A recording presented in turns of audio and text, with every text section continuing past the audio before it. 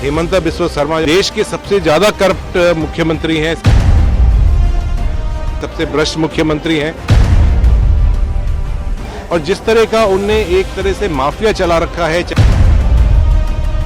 से आसाम को बेचा जा रहा है।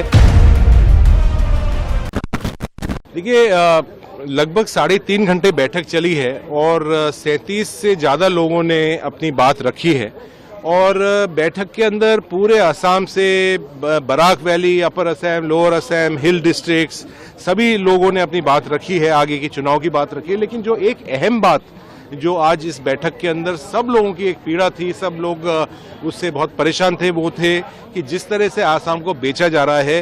हेमंत बिस्वा शर्मा जो वहाँ के मुख्यमंत्री हैं वो सब देश के सबसे ज़्यादा करप्ट मुख्यमंत्री हैं, सबसे भ्रष्ट मुख्यमंत्री हैं और जिस तरह का उनने एक तरह से माफिया चला रखा है, चाहे स्मगलिंग का हो, चाहे करप्शन लैंड स्कैम का हो, और उससे ज़्यादा जो एक तरह का वहाँ की अमन चैन और शांति को वो बिगाड़ने का काम करते हैं। अलग अलग कम्युनिटीज़ के अंदर, अलग अलग ट्राइब्स के अंदर जो एक दूसरे से झगड़ा कराते हैं, उससे ज़्यादा लोग पीड़ित हैं। लेकिन कांग्रेस पार्टी वहाँ बहुत मजबूत है, बूथ का काम शुरू हो गया है और आगे आगामी लोकसभा चुनाव के लिए पूरी एक तरह तैयारी का एक मास्टर प्लान, रोड मैप बन चुका है। क्या हेमंत बिस्वा शर्मा द्वारा जो हाल ही में एक मुद्दा उठाया गया बहु विवाह को लेकर कि इस्लाम में जो है ज़्यादा शादियां कर लेते हैं हिंदू प्रथा की, क्या उसको लेकर भी कोई आप लोगों ने चर्चा की? देखिए इसको पहले लीगली एग्जामिन करवाएंगे, वो खुद को ही नहीं मालूम उनको क्या कर रहे हैं। वो तो एक सुर्रा छोड़कर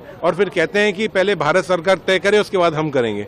तो ये एक तरह से एक पॉपुलैरिटी करने का इनका पूरा हरदम कार्यक्रम लगा रहता है।